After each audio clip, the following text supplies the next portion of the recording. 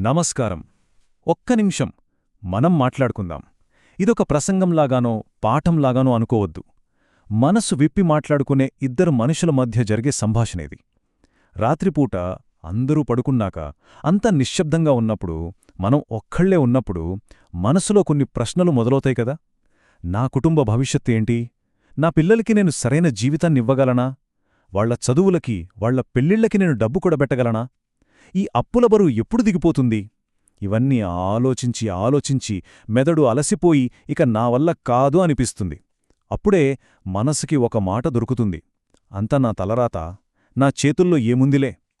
ఆ ఒక్క మాట వినడానికి చాలా చిన్నదే, కాని అది మనల్ని నమ్ముకున్న మన కుటుంబాన్ని ఎంత పెద్ద అగాధంలోకి నెట్టేస్తుందో దాని గురించే ఈరోజు కొంచెం లోతుగా మనస్ఫూర్తిగా మాట్లాడుకుందాం. ఒక్కసారి నిజంగా మనస్ఫూర్తిగా ఆలోచిద్దాం.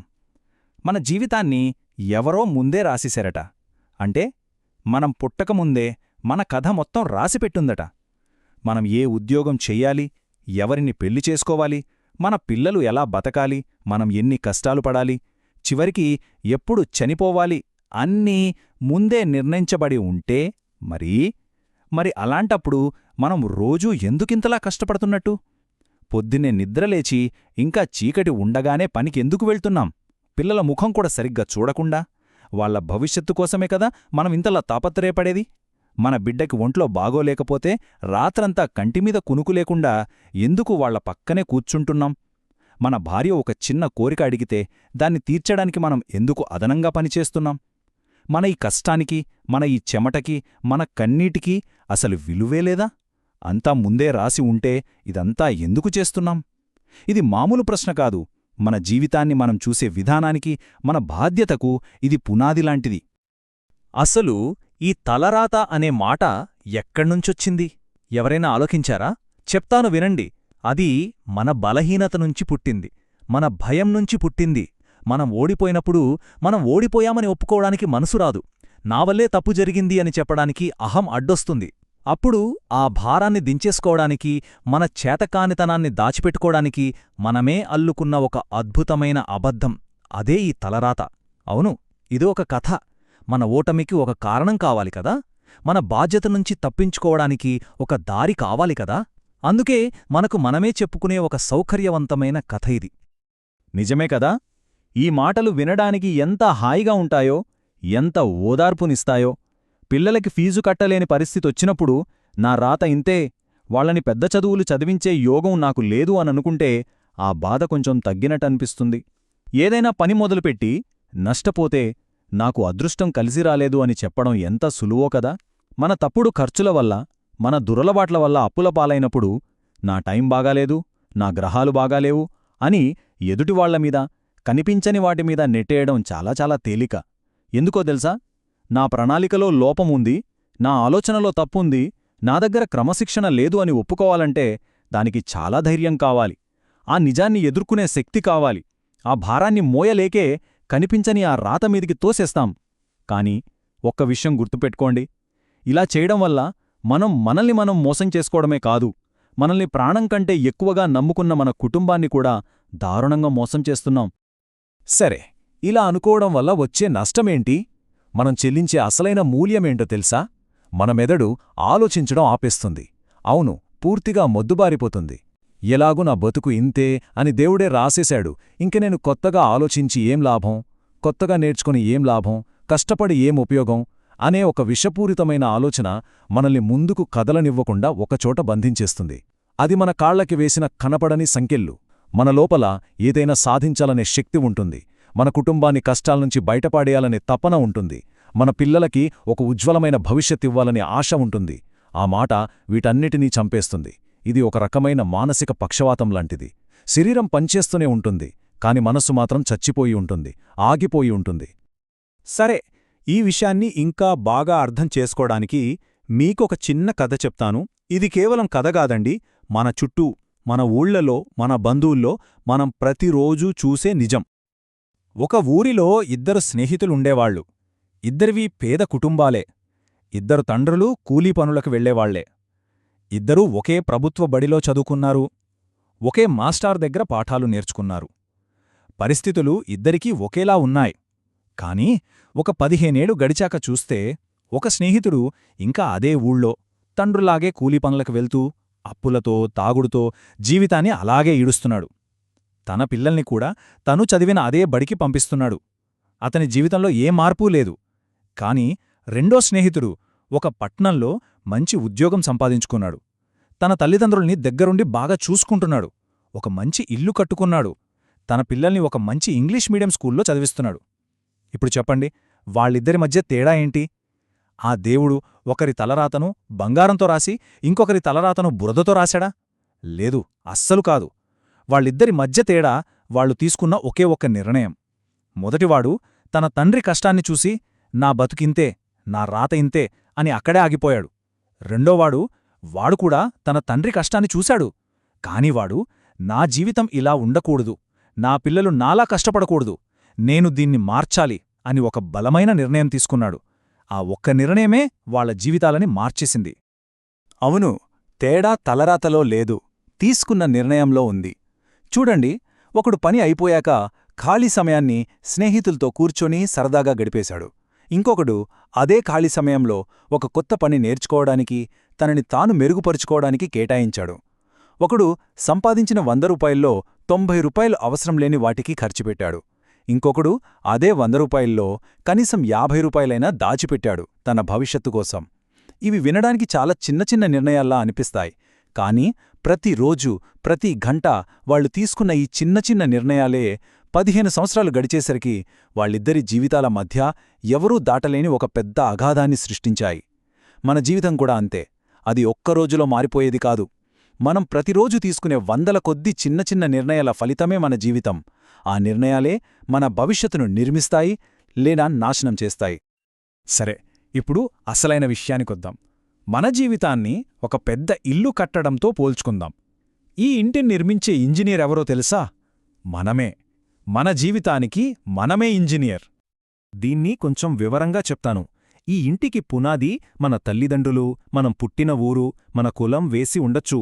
దాన్ని మనం ఎంచుకోలేదు, అది నిజమే. దానికి మనం బాధ్యులం కాదు. కాని ఆ పునాది మీద ఎంత పెద్ద భవనం కట్టాలి, దాని డిజైన్ ఎలా ఉండాలి, అంటే మన జీవితం ఎలా ఉండాలి అనేది నిర్ణయించేదెవరు? మనమే. మన ఆలోచనలే ఆ ఇంటికి ప్లాన్, బ్లూ ప్రింట్.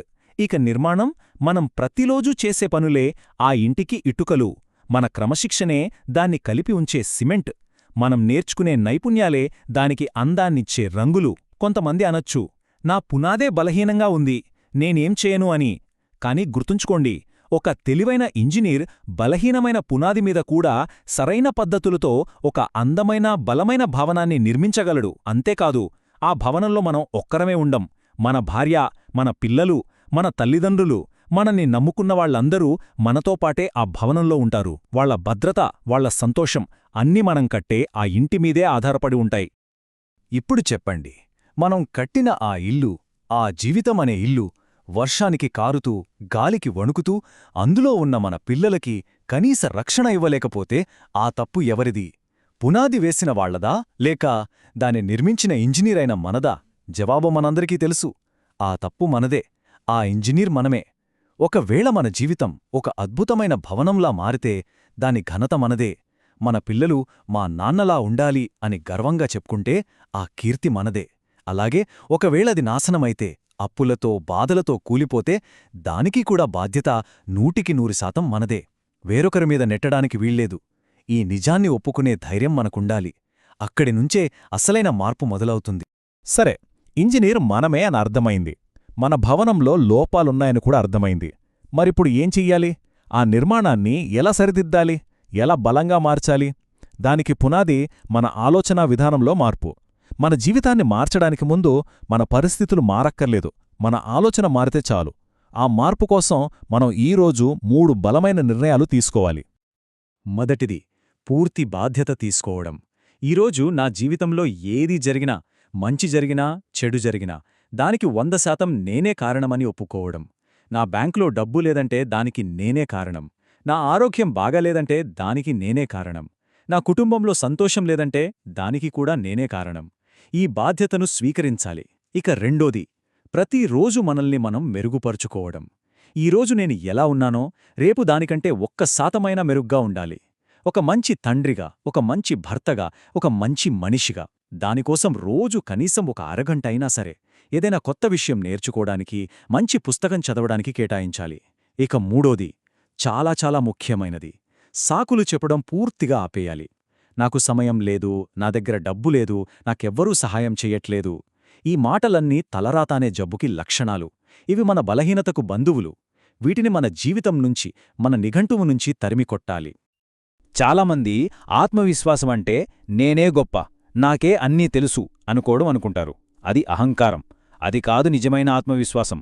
నిజమైన ఆత్మవిశ్వాసమంటే ఈరోజు నా దగ్గర డబ్బు లేకపోవచ్చు, కానీ ఎలా సంపాదించాలో నేను నేర్చుకోగలను. ఈరోజు నేను ఓడిపోవచ్చు, కానీ ఈ ఓటమి నుంచి పాఠం నేర్చుకుని రేపు మళ్లీ రెట్టింపు బలంతో ప్రయత్నిస్తాను. నా కుటుంబం కోసం, నా పిల్లల భవిష్యత్తు కోసం నేను కిందపడ్డా మళ్ళీ లేస్తాను, కాని ప్రయత్నం మాత్రం ఎప్పుడికీ ఆపను అని మన లోపల బలంగా నమ్మడం. అది ఒక ప్రశాంతమైన ధైర్యం. ఆ ధైర్యం ఒక తండ్రి కళ్ళల్లో కనపడితే ఆ కుటుంబానికి కొండంత భరోసా ఉంటుంది. ఆ ఇంట్లో ధైర్యం నివసిస్తుంది. ఇక ముగింపుకు వస్తున్నాం. ఇప్పటిదాకా మనం మాట్లాడుకున్నదంతా ఒకటే విషయాన్ని మనకు గుర్తుచేస్తోంది. మన భవిష్యత్తును మార్చే శక్తి మన చేతుల్లోనే ఉంది. ఆ శక్తిని గుర్తించి దాన్ని సరైన దారిలో పెట్టడమే మనం చేయాల్సిన ఏకైక పని. మనం ప్రతిరోజు ఉదయం నిద్రలేచినప్పుడు మన కథలో ఒక కొత్త పేజీని మన చేతుల్తోనే రాసుకుంటున్నాం. ఒక్క విషయం బాగా గుర్తుపెట్టుకోండి. మన జీవితంలో మార్పు ఎప్పుడూ బయటనుంచి లోపలికి రాదు. అదెప్పుడూ మన లోపల నుంచే బయటకు వెళ్తుంది. ముందు మారాల్సింది మన పరిస్థితులు కాదు, మన ఆలోచన. మన ఆలోచన మారితే మన మాటలు మారతాయి. మన మాటలు మారితే మనం చేసే పనులు, మన అలవాట్లు మారతాయి. మన అలవాట్లు మారితే మన తలరాతే మారుతుంది, మన భవిష్యత్తే మారుతుంది. అంతేకాదు, మన పిల్లలు వాళ్ళు మనం చెప్పే మాటలు వినరు, మనం చేసే పనులనే చూస్తారు. మనం కష్టపడితే వాళ్ళు కష్టపడటం నేర్చుకుంటారు. మనం బాధ్యతగా ఉంటే వాళ్ళు బాధ్యతగా ఉండటం నేర్చుకుంటారు. మనం రాసేది మన కథ మాత్రమే కాదు, మన తర్వాతి తరం కథకు పునాది కూడా మనమే వేస్తున్నాం. కాబట్టి ఈరోజు, ఈ క్షణం నుంచి నా రాత ఇంతే అనే నిస్సహాయమైన, బలహీనమైన మాటని మన మనసులోంచి, మన ఇంట్లోంచి, మన జీవితంలోంచి శాశ్వతంగా తీసిపారేద్దాం. మన జీవితం ఎవరో గీసిన గీతమీద నడవడం కాదు, మనమే నిర్మించుకుంటున్న ఒక అద్భుతమైన భవనం, మనమే రాసుకుంటున్న ఒక గొప్ప కావ్యం. ప్రతి నిర్ణయంతో, ప్రతి ప్రయత్నంతో, ప్రతి చెమట చుక్కతో దాన్ని మనమే చెక్కుతున్నాం. గుర్తుంచుకోండి, మీ చేతుల్లో ఉన్నదే తలరాత కాదు, అది ఒక కలం. ఆ కలమే మీ భవిష్యత్తు. దాన్ని ఉపయోగించి మీ జీవితాన్ని, మీ కుటుంబాన్ని, మీ పిల్లల భవిష్యత్తును ఒక అందమైన, బలమైన, రేపటి తరానికి స్ఫూర్తినిచ్చే కథగా రాయాలని మనస్ఫూర్తిగా కోరుకుంటున్నాను. నమస్కారం.